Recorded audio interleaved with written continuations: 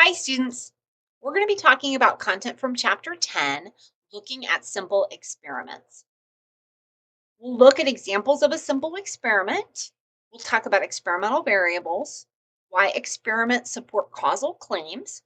We'll talk about two different kinds of designs, what's called an independent groups or between subjects design, and a within group design. And then finally, we'll talk about interrogating causal claims with the four validities. Remember, with experiments, we can say something about cause effect, but we'll evaluate that with our four different validities: construct validity, internal validity, statistical validity, and external validity. Okay, so let's use an example to start because I think it's really helpful to think about specific research studies when we think about these contents. So we're going to talk about the Mueller and Oppenheimer study, which is described in your book, and it's called The Pen is Mightier Than the Keyboard. If you'll remember, this is the study where they compared participants who were asked to take notes on something using a pen and a notebook, kind of old-fashioned longhand notes, or they were asked to take notes using a laptop on a keyboard. So, some information about the study. There were 67 college students, so we know that these results probably only apply back to college students. The students went to a laboratory classroom and they watched a TED Talk, and they were told to take notes on the TED Talk. They were randomly assigned to take their notes on a laptop, typing their notes, or they were given a notebook and a pen and told to write out their notes in the longhand form. Now, again, they're told to take notes. They were told they were going to have to answer questions and they were going to be tested on this content. But that's what they were told to do while they were watching this TED Talk. Now, they also asked the participants to engage in some distractor tasks for about 30 minutes between when they finished taking their notes and watching the TED Talk and when they were given some essay questions to assess their recall. Um, Now, the distractor task, why would they do that?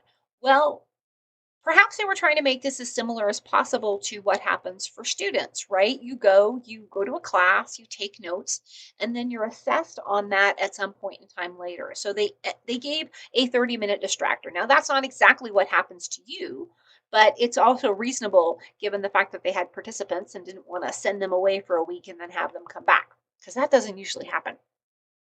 All right. So they gave them some essay questions about the content from the TED Talk. And they actually had two different types of essay questions. They had factual recall questions. So, for example, approximately how many years ago did the Indus civilization exist? Now, this is a fact based question because it's pretty much a clear cut. There's going to be an answer to that. There's not a whole lot of interpretation. Either they had the information in their notes or they did not. They were also given a bunch of conceptual or applied questions in their essays. So, an example of that would be, how do Japan and Sweden differ in their approaches to equality within their societies? Now, this is not a simple, there is a clear cut answer to this particular question. Or put another way, they don't just have the answer to this someplace written in their notes. They have to actually think about the content, they have to be able to integrate the content. The TED Talk probably talked about Japan's approach to equality. It probably talked about Sweden's approach to equality, but it probably didn't kind of compare and contrast them. So this was something that required a deeper level of thinking. All right, so these are how they collected information on their measured variable, these two different essay questions. Now we have this graph over here, and I want to talk about how this is read quickly, just so it makes sense to you. Along our x-axis, we have information about the two different types of essays, the factual recall question essays and the conceptual recall essay questions. On the y-axis, we have scores on their essay questions, but these numbers might seem weird because these are standardized scores. Now, we haven't talked about stats yet. We'll get to this later in the term, but a couple things to know about standardized scores. There are different kinds of standardized scores, but what they used in this study specifically was what's called a z-score. And a z-score means that our scores are in terms of what are called standard deviation units. So a z-score simply is the person's actual score on the essay subtracting out the mean, how do people typically do on the essay, and dividing that by the standard deviation, which is how far apart are scores typically on the essay. Now that's more than what you needed, but what you need to know for a z-score is when somebody has a z-score of a 0, which is right here on this middle bar, that means that they're scoring right around the same as the mean on that set of questions.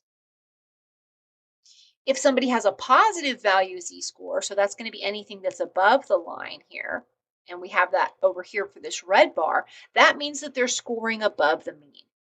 If anybody has a negative value z-score, that means that their score is lower than the mean. So the blue bars in this graph represent how people scored if they were in that laptop condition. They were typing their notes.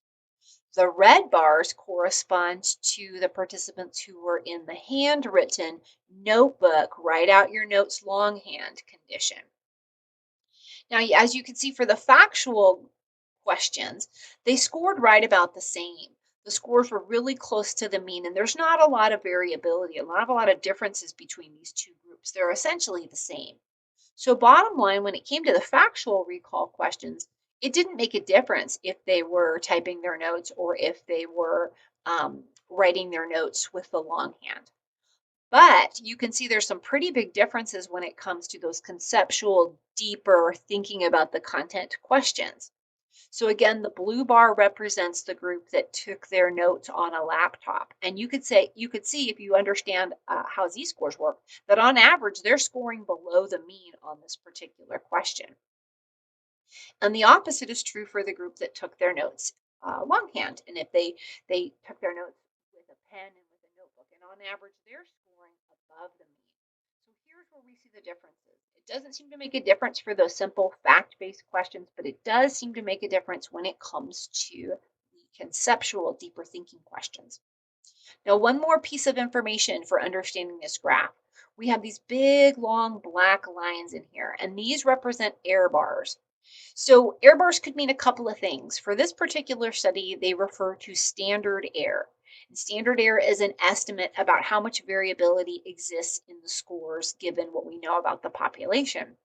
They could also be confidence intervals, and we'll talk about those more as we continue this term. But for now, just know that these bars are telling us that there's this much variability within each of these groups. So you can see there's a lot of variability in the groups for the factual questions. There's a lot of variability in the groups for the conceptual questions.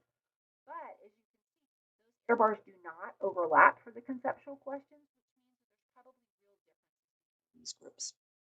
Okay, that's a lot of content right there, but that wasn't, I think, really well explained in the book, and I just wanted to make sure that all made sense. Okay, so we're going to take that study and think about the experimental variables that what makes this an experiment.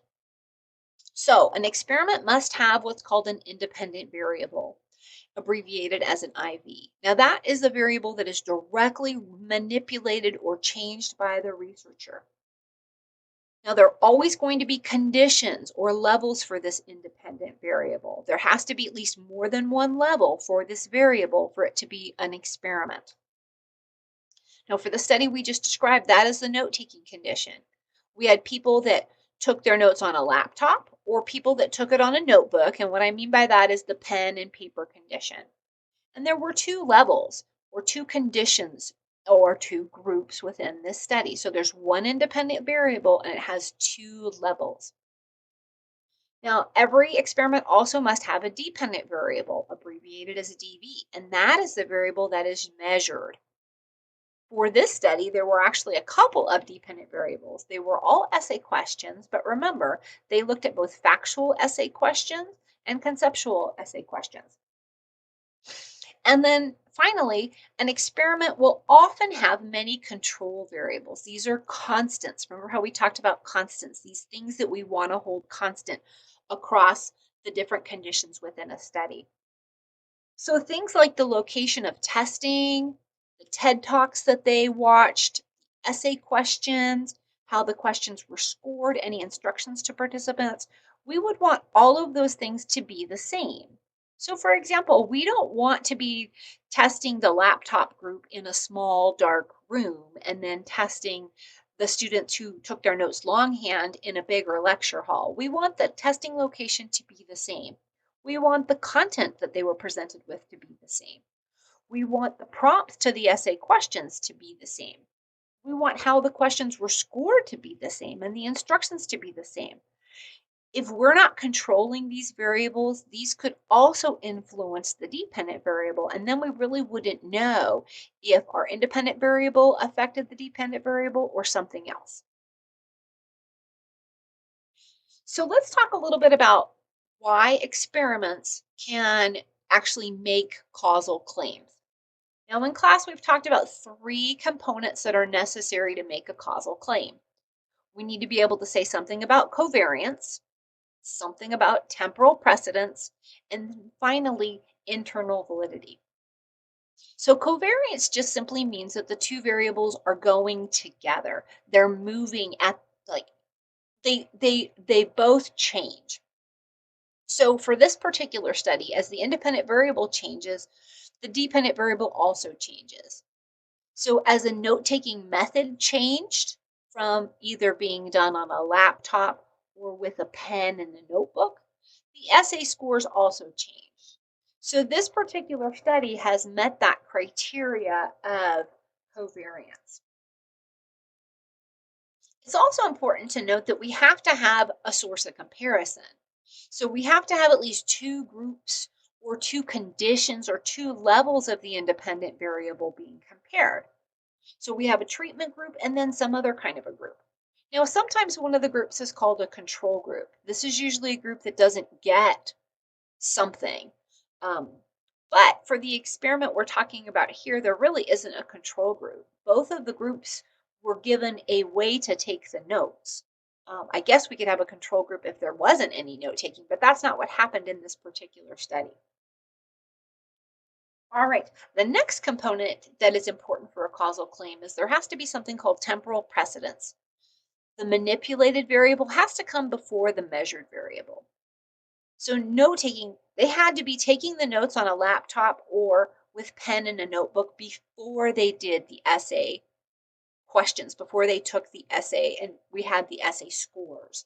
So temporal precedence has occurred here. Independent variable was changed before the dependent variable was measured. And then the last thing that supports a causal claim is this idea of internal validity.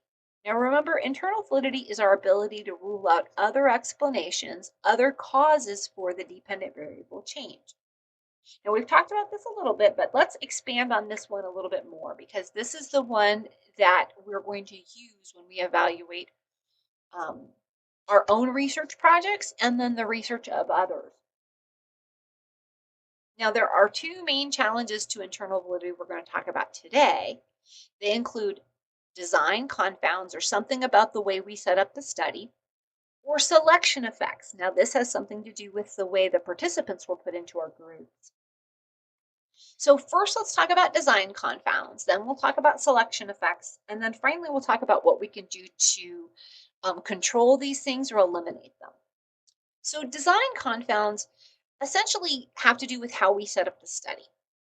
And what they often mean is that there is an additional variable, a second variable, or a third, or a fourth, that is also changing with the independent variable. Now, I want to emphasize that these changes are systematic changes, systematic variability. They're not just simply that the participants are different from each other. We're going to control that in a different way. But a design confound essentially means that there is a extra variable or some other variable, and that is affecting one group more so than another group. So it's a systematic difference. So for example, if the laptop group got harder essay questions than the group that was writing their notes by hand, that would be a design confound. And it's something systematic. We would expect the laptop group to not do as well as the handwritten notes group, not because of the way they were taking the notes, but because they got harder questions. Or let's say the researcher was just nicer to participants that were in the pen note taking group than the laptop group. Maybe something about being around laptops made the researcher grumpy. So if that was something that was consistently happening for one group more so than the other, that would be considered a design confound. Now, the other major challenge to internal validity is what's referred to as selection effects. Now, this has more to do with the participants that are in the groups. And what selection effects essentially mean is that the participants in one group were different from the participants in the other group. And this happened before they got access to the independent variable. There was something about the groups that made them different before the study even started. And that influenced the dependent variable or made it difficult to determine that really it was the way they took notes and not this other thing. So let me give you an example here. And this is not necessarily what happened within the study, but I'm just kind of putting it in there as a possibility. Now, let's say the participants that were assigned to the laptop group um, were freshmen, sophomore students at the university. They were college students, right? But let's say there were freshmen, sophomore students that were assigned to the laptop group, and junior and senior students that were assigned to the pen group or to the writing out their notes longhand. Now, it's possible that there's some differences in participants, but if we know that the freshmen, sophomore students are more so in one group and the juniors and seniors are more so in the other, that could be a difference, something about the participants that's different for one group versus the other. Now, I don't know that this is the case, but you could speculate that students that are juniors and seniors might have more experience taking notes. They might have more experience writing essays, and they might have more experience participating in research. So, if they were different from these freshman, sophomore students, that might have been just a difference in and of itself that affected the way they answered on those essay questions. So, that really isn't specific to the way they took the notes, but there was something different about the groups before the study even started. And if that was the case, that could influence our dependent variable, how they scored on those essay questions. So, if we have design confounds, remember something about the way we set up the study. What do we do about that? How do we fix that? Well, the key is to think about what those are before the study even starts and try to turn them into control variables, holding them constant for all the participants. So we have to make sure that one group doesn't get a harder set of questions compared to the other group. They all get the same questions. We have to make sure that one group doesn't get a nice researcher and the other group gets a grumpy researcher. The researcher has to be the same. The questions have to be asked. The researcher probably needs a script. We need to use the same room for testing all the participants. So we have to think about these things before the study starts and try to do everything to control them and hold them constant. Now, what about selection effects? How are we going to fix those? Well, there are a couple of things that we do within experiments that make selection effects less likely. One of the things that is a requirement for a true experiment to take place is that we have something called random assignment to groups. And what that means is that each participant has an equal chance to be included in each of the groups. Now we have this picture here, but I want to use this picture to talk about how random assignment might apply to our concern that maybe we had more freshman, sophomore students in one group and more junior, senior students in another group. So when we do random assignment, what that means is it makes our groups equal at the start of a study. And so freshmen, sophomore, juniors, and seniors are equally likely across each of the conditions. So using our little picture here, I want you to imagine that the green little people in our picture are freshman, sophomore students. And essentially, with random assignment, we flip a coin. And if it's heads, they're going to go into the laptop group. And if it's tails, they're going to go into the notebook group. I want you to also imagine that our orange little people here are juniors and seniors. And for each one, if it's a heads when we flip a coin, they're going to go into the the laptop group. And if it's tails, they're going to go into the handwritten notes group. And essentially, what random assignment means is that each of these participants has an equal opportunity to be in each of these groups. So the mix of freshmen and sophomore students should get balanced out across the conditions. Now, I was just using freshman, sophomore, junior, senior for this example to keep it really easy. But random assignment should take care of anything that's considered a subject variable. So, familiarity or experience taking notes by hand or on a laptop, That's going to end up in both of the groups. If somebody's really tired the day of the study, they're equally likely to be in each of the groups. If somebody just had a giant cup of coffee before they do the study, they're likely to end up in both of the groups. If somebody has a learning disability, they're going to be in both of the groups. So random assignment makes our groups equal at the start of a study, or it should. That's what's supposed to happen. Another way to try to fix selection effects besides random assignment is to do something that's called matching. Now, with matching, what we're doing is we're trying to match the groups on some variable that we think is important. And then we're going to randomly assign them to the conditions. So, again, let's think back to that laptop note taking study. And let's say that we are not so concerned about freshmen, sophomore, juniors, and seniors, but we do think that a student's GPA might somehow be related to how well they perform on factual and essay kinds of questions. Well, what we could do if we were really concerned about that is we could match participants just based on GPA. So we could find the two participants with the highest GPA, and then we could randomly assign them to the two different conditions. Now, when we use matching, it again makes our groups equal at the start of the study. So if the two highest participants with the two highest GPAs got randomly assigned to the laptop and to the pen group, and then we take the next two highest GPA participants and randomly assign them to the laptop and the pen group, and then so forth and so on, we're going to get matched participants in each of the groups that have about the same GPA. And so we've kind of controlled that GPA, if that is the most important thing, at the start of the study. So our groups are about the same in terms of GPA before the study starts. And therefore,